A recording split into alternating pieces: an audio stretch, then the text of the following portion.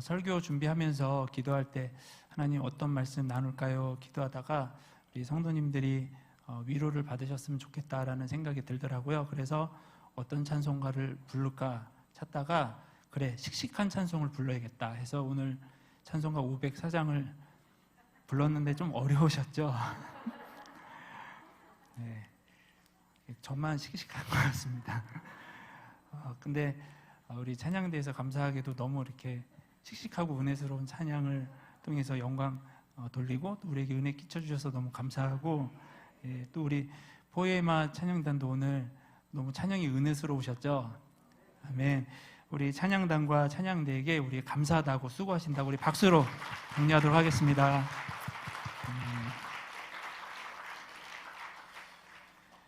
주님의 평안과 은혜가 성도님들과 함께하기를 소망합니다. 오늘 하루도 이런저런 일로 애쓰시다가 오셨을 텐데 우리 옆에 분들과 수고하셨습니다 라고 인사 나누도록 하겠습니다. 수고하셨습니다.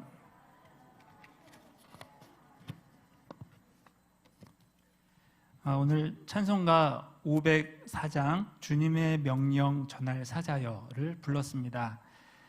이 찬송가의 작사자는 미국에서 대학 교수로 일했던 로라 코펜하버라는 분인데요.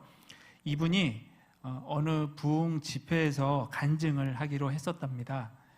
그런데 사정이 생겨서 집회에 가지 못하게 됐습니다. 그래서 사과 편지와 함께 시 한 편을 써 보내면서 간증 시간에 이 시를 대신 읽어주세요 라고 했답니다.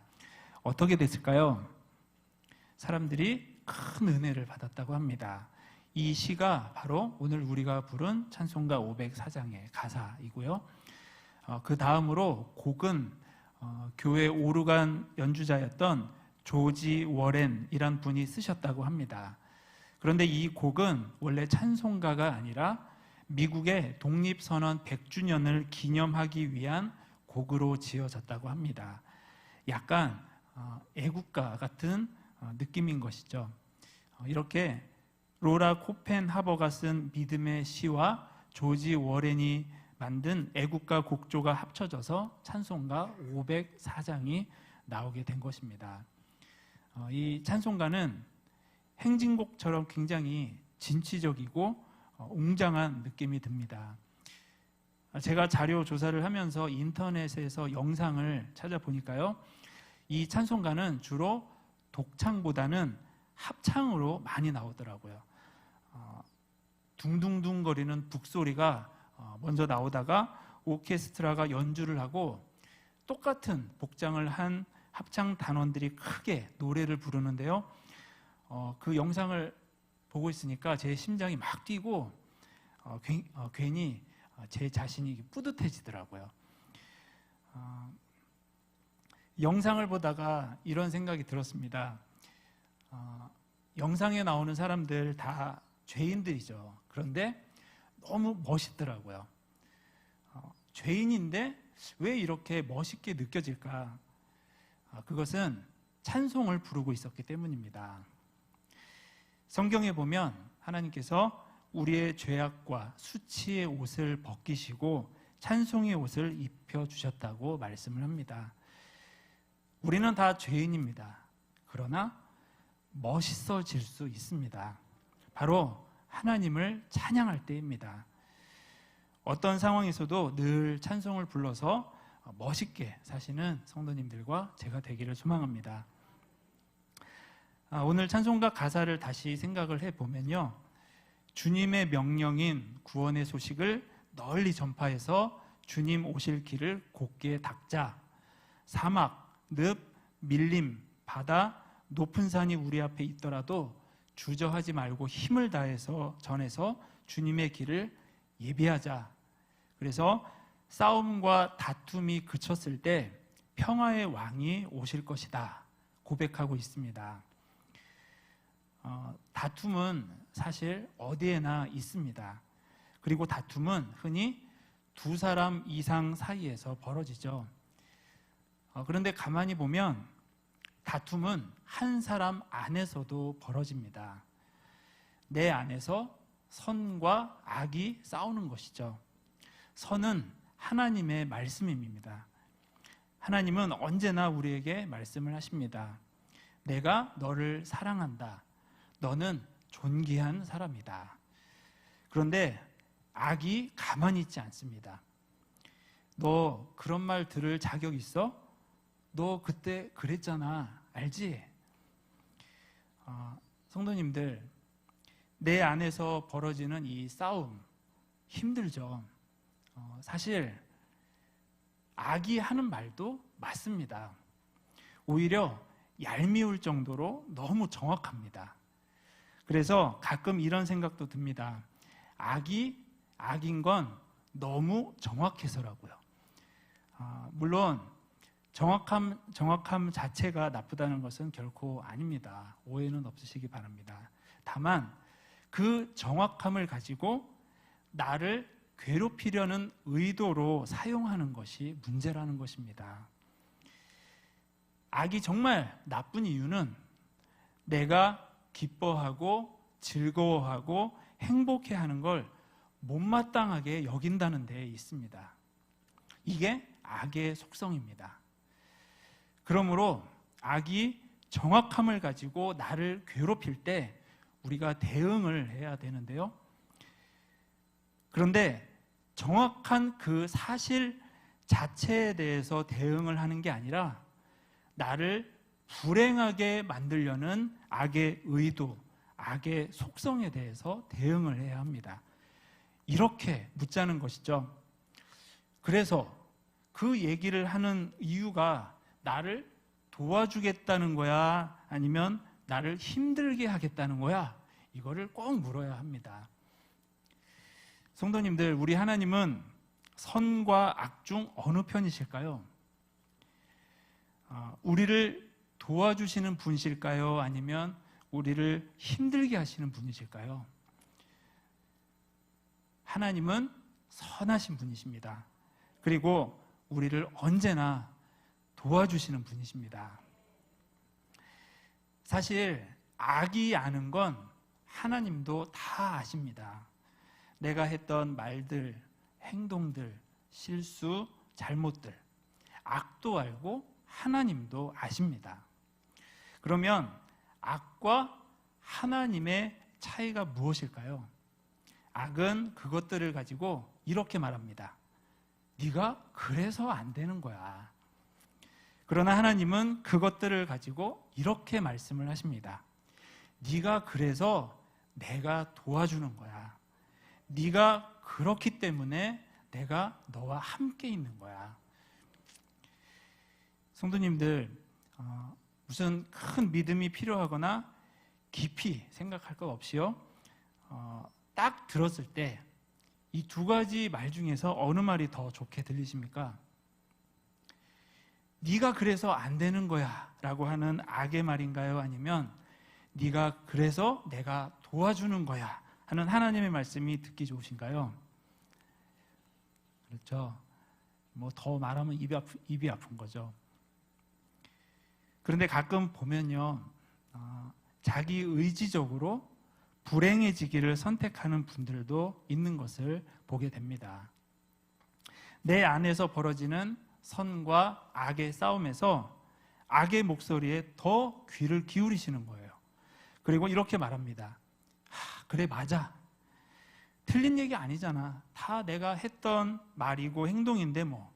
나는 그런 사람이야. 내가 그렇지 뭐.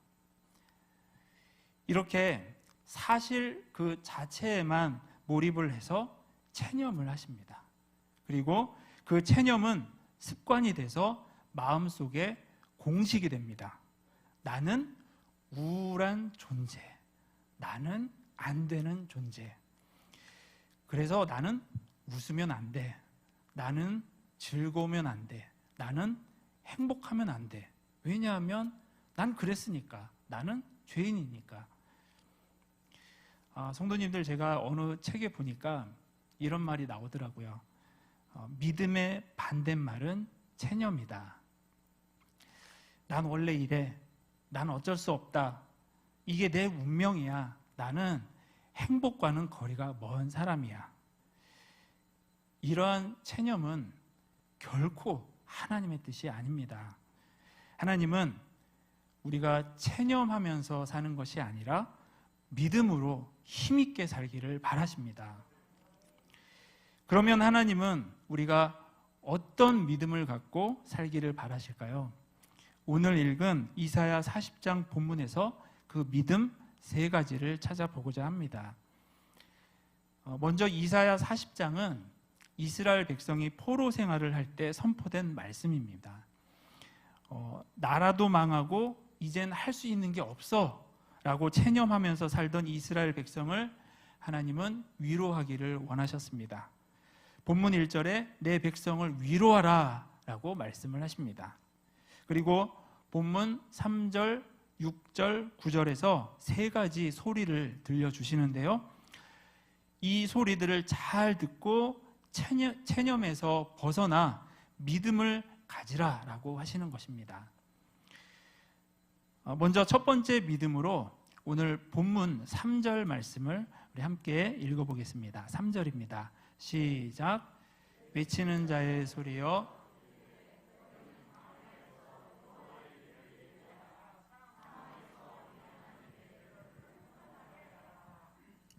아멘. 외치는 자의 소리여 라고 말을 합니다. 그 소리는 하나님으로부터 오는 소리입니다. 하나님은 좋으신 분입니다.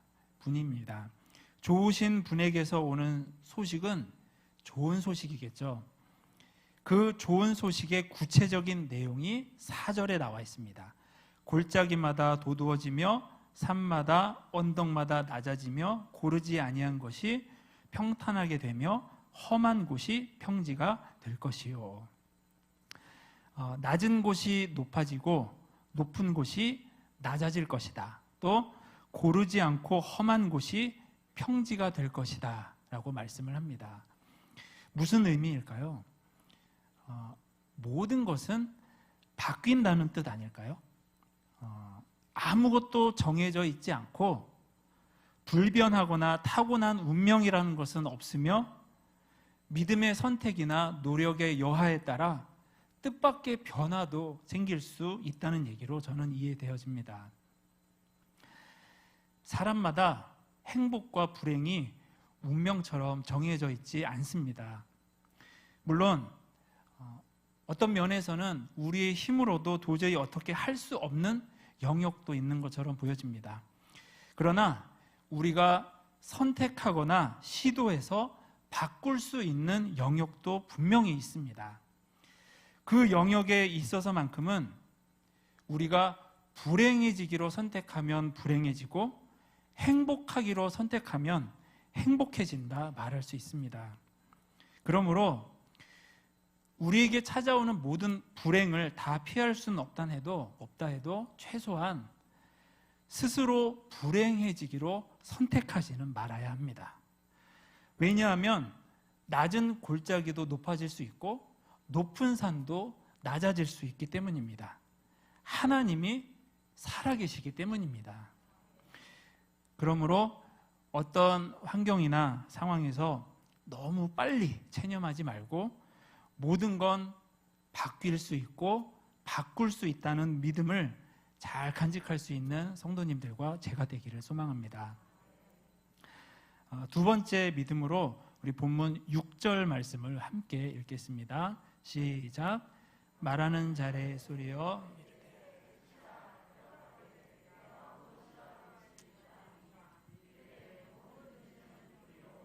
그의 모든 아름다움은 들의 꽃과 같으니. 아멘. 모든 육체는 풀이요 그의 모든 아름다움은 들의 꽃과 같다고 말씀을 합니다. 그래서 언젠간 다 마르고 시들게 되는데 그 이유는 7절에 여호와의 기운이 그 위에 불기 때문이라고 말씀을 합니다. 무슨 의미일까요? 하나님 한 분 외에는 영원한 것은 없다는 뜻으로 이해되어집니다. 모든 것은 영원하지 않고 언젠간 다 마르고 시들고 지나가기 때문에 어떻게 하라는 것일까요? 매 순간을, 지금을 소중히 여기라는 것입니다. 바꿔 말하면 지금 현재의 모습 속에서 내가 누릴 수 있는 부분은 충분히 누리라는 것입니다. 지금 누리지 않으면 다음에는 어떨지 알 수 없습니다. 그러므로 다음에 감사하는 것이 아니라 지금 감사해야 합니다. 다음 감사는 다음에 하고 지금 감사는 지금 해야 합니다. 예수님도 말씀하셨잖아요. 내일 염려는 내일 하고 오늘 고생은 오늘로써 족하다. 미래에 어떤 일이 있을지 알 수 없기에 사람은 두려워하지만 너희는 하나님을 믿으라는 것입니다. 하나님이 돌보시고 입히시고 먹이시니 염려와 두려움에 사로잡혀 살지 말고 하나님을 신뢰하는 믿음 안에서 현재에 집중하고 좋은 일이 있으면 지금 즐거워하라는 말씀 아닐까요? 이렇게 말씀을 사실 드리지만 사실 저도 이게 사실 잘 안 됩니다. 무슨 일을 할 때 쉽게 마음이 조급해지고 자꾸 다음 할 일을 생각을 합니다. 그래서 예를 들어서 머리를 감을 때요. 머리를 막 감으면서도 머릿속으로는 다음 할 일을 생각을 하다 보니까 지금 머리 감고 있는 시간이 아깝고 머리 감는 자체가 짜증스러워집니다. 그래서 왜 이렇게 거품이 많은 거야? 왜 이렇게 빨리빨리 안 헹궈지는 거야? 라고 합니다. 머리 감는데 샴푸도 있고 린스도 있잖아요. 린스란 말 아시나요? 제가 제 아내한테 린스 물어보니까 요새는 트리트먼트라고 한다고 하더라고요. 성도님들은 샴푸 다음에 린스까지 하시나요? 하시는 분도 있고 안 하시는 분도 있고 그러시죠. 저는 안 합니다. 뒤에 꼭 뭐 할 일이 없는데도 린스까지 하는 시간이 아깝더라고요. 이렇게 지금 하는 일에 집중을 하지 못하고 자꾸 다음 일, 내일 일을 생각을 하니까 마음이 조급해지고 쉽게 짜증이 생기다 보면 그게 결국 다 제 손해더라고요. 그래서 지금 하는 일에 집중하려고 의지적으로 노력을 합니다. 우리 성도님들은 샴푸 다음에 린스까지 다 하시기 바랍니다. 여유를 가지시고요. 마지막 세 번째 믿음은 우리 본문 9절 말씀을 함께 읽어보겠습니다. 시작. 아름다운 소식을 시온에 전하는 자여,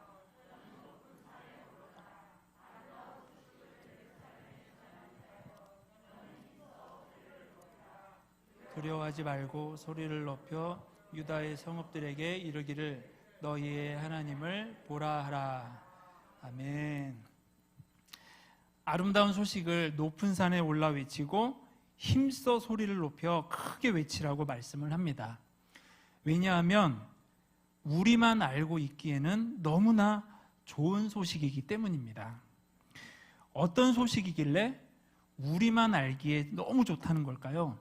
우리 본문 10절 말씀도 함께 읽어보겠습니다. 시작.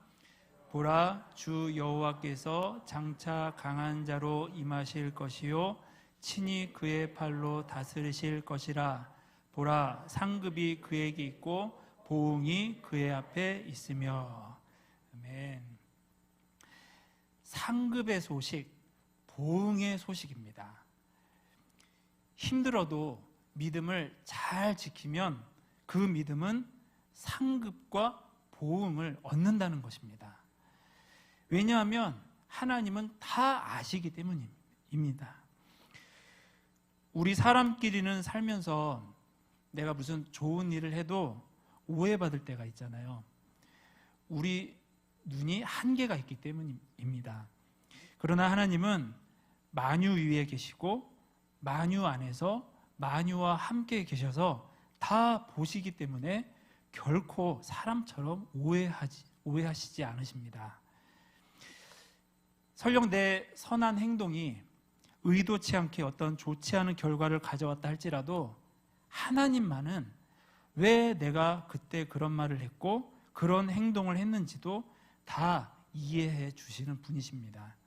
그래서 아무도 보지 않더라도 교회 복도에 떨어진 휴지를 줍고 아무도 없는 화장실 불을 끄고 가도 다 보시는 하나님은 꼭 기억하셨다가 반드시 상 주시겠다고 말씀을 하십니다. 가끔 어떤 분들이 이렇게 말씀하시는 것을 들을 때가 있습니다. 하나님이 나를 구원해 주신 것만 해도 너무 감사한데 나 뭐 바라고 봉사하지 않아요. 난 하나도 안 바라고 그저 순수한 마음으로 섬길 겁니다. 우리가 마트에서 물건을 사고 포인트를 적립을 하잖아요. 방금처럼 말씀하신 분들은 어떤 분들이냐면 물건을 사고 포인트는 적립을 안 하시는 분들입니다. 아깝잖아요. 그렇죠? 구원은 받고 상은 필요 없다. 물론 그러실 수 있죠. 그렇지만 기왕이면 구원도 받고 상도 받으면 더 좋은 거 아닐까요? 우리 사도 바울 선생님도 포인트를 적립을 하셨습니다. 골로새서 1장에 보면 하늘의 소망을 쌓아두었다라고 말씀을 합니다. 우리도 믿음을 갖고 하늘에 소망 포인트를 쌓아두시기 바랍니다. 상급 포인트를 적립하시기 바랍니다. 누구를 섬긴 일, 교회를 위해 봉사한 일, 하나님 뜻대로 순종한 일, 하나님이 다 아시고 나에게 상 주실 것이란 믿음이 우리의 신앙생활을 좀 더 행복하게 할 줄 믿습니다. 말씀을 맺겠습니다. 거친 사막, 늪, 밀림과 바다, 높은 산을 넘어 우리에게까지 복음이 전해졌죠. 그 복음은 독생자 예수 그리스도까지 아낌없이 내어주실 만큼 하나님이 우리를 아끼고 사랑하신다는 것입니다. 이 사랑 때문에 우리에게는 항상 소망이 있습니다. 그러므로 체념의 습관을 떨쳐버리시기 바랍니다. 믿음을 가지시기 바랍니다. 내 백성을 위로하라 라고 하신 하나님은 우리가 그 위로를 받아 회복되고 새 힘을 얻기를 바라십니다. 그리고 하나님의 소리에, 하나님의 말씀에 늘 귀 기울이려 애쓰는 우리가 되기를 소망합니다. 성경의 기초는 사실이 아니라 진실입니다. 사실은 우리가 죄인이라는 것이고, 진실은 그런 우리를 하나님이 사랑하신다는 것입니다. 예수님도 제자들을 가르치실 때 내가 사실로 말하노니 라고 안 하셨죠. 내가 진실로 말하노니 라고 하셨습니다. 부족한 제자들을 예수님은 사랑의 눈길로 바라보셨습니다. 그 예수님이 저와 성도님들도 사랑의 눈길로 바라보고 계십니다. 그 예수님을 항상 찬송함으로 남은 한 주도 멋있게 살아가실 수 있는 성도님들과 제가 되기를 소망합니다. 기도하시겠습니다.